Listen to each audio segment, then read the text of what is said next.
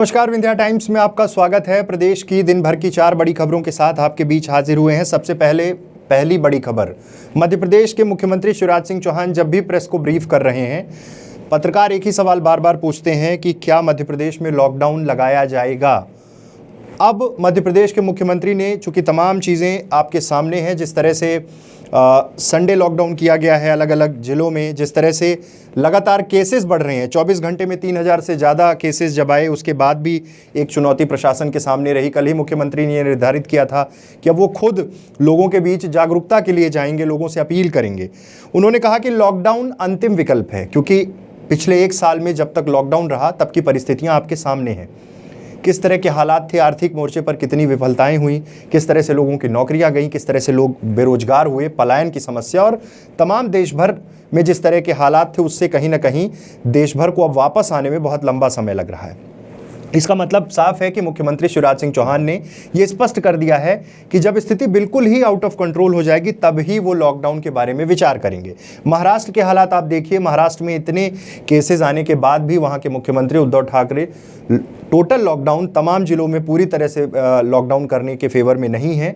वो भी समझ रहे हैं कि किस तरह से आर्थिक मोर्चे पर सरकार विफल हो सकती है। इसलिए मध्य प्रदेश में भी जब 3178 केसेस एक बार में आए और संक्रमितों की संख्या लगातार बढ़ी, एक्टिव केस बढ़े, हालांकि कुछ लोग डिस्चार्ज भी हुए, लेकिन मौतों का आंकड़ा भी बढ़ा, उससे कहीं ना कहीं मुख्यमंत्री चिंतित हैं और उन्होंने ये निर्धारित किया है कि लॉकडाउन अंतिम विकल्प होगा। लेकिन उसके पहले जो अभी परिस्थितियां हैं उस पर अगर लोग सुधर जाते हैं तो कहीं ना कहीं लॉकडाउन से हम बच सकते हैं, ये मुख्यमंत्री का स्पष्ट रूप से कहना था।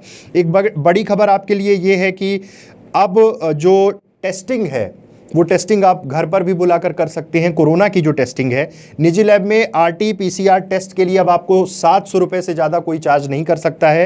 रैपिड एंटीजन के लिए 300 रुपये और घर पर सैंपल देने के लिए 200 रुपये एक्स्ट्रा लगेंगे। इसके अलावा कोई अगर आपसे ज़्यादा शुल्क लेता है तो आप शिकायत कर सकते हैं।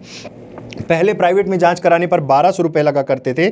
सरकारी अस्पतालों में पहले की तरह कोरोना टेस्ट फ्री रहेगा। ये सरकार ने तमाम चीज़ें और रेट्स निर्धारित कर दिए हैं। और जिस तरह से कोविड के मामले निकलकर सामने आ रहे हैं, बहुत सारे ऐसे लोग जो सुविधा के लिए घर में ही सैंपल देना चाहते हैं, वो 200 रुपये अतिरिक्त देकर टेस्ट करा सकते हैं। फिर से एक बार जो रेट्स हैं मैं आपको बता देता हूं कि PCR टेस्ट के 700 रुपये लगेंगे, रैपिड एंटीजन के लिए 300 रुपये और घर पर ही सैंपल देने के लिए 200 रुपये लगेंगे। मतलब साफ हो गया है कि इससे ज़्यादा कोई चार्ज नहीं कर सकता है।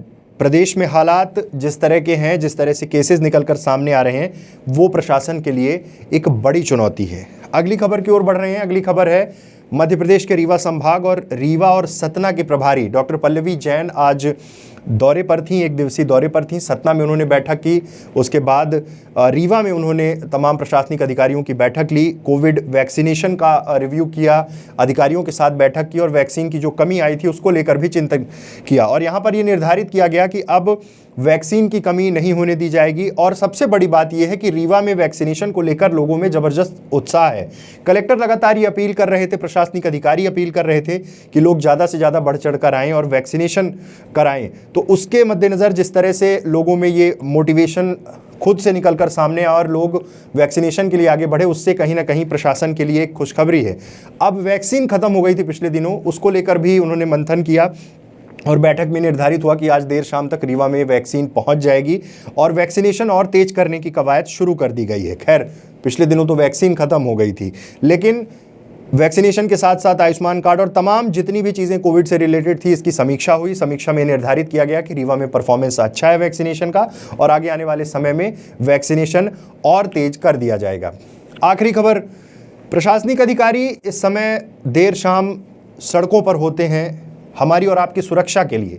रीवा कलेक्टर, रीवा SP पूरे दलबल के साथ कल शाम रीवा की सड़कों में थे, मुख्य बाजार में थे और लोगों से अपील कर रहे थे कि लोग मास्क लगाएं। लापरवाहियों का आलम यह है कि जब तक ये लोग निरीक्षण करते हैं, प्रशासनिक अधिकारी निरीक्षण करते हैं, तब तक लोग मास्क लगा कर रखते हैं, लेकिन इनके जाने के ठीक बाद जो हालात होते हैं उससे मन व्यथित होता है। आखिर क्यों हम इतनी लापरवाही कर रहे हैं, ये हमें और आपको सोचने की ज़रूरत है।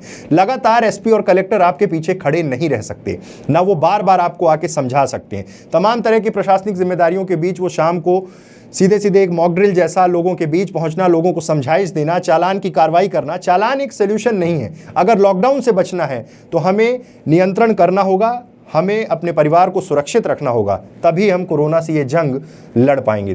तो ये थी प्रदेश की 4 बड़ी खबरें। ऐसी तमाम खबरों के लिए आप बने रहिए विंध्या टाइम्स के साथ। बहुत बहुत धन्यवाद।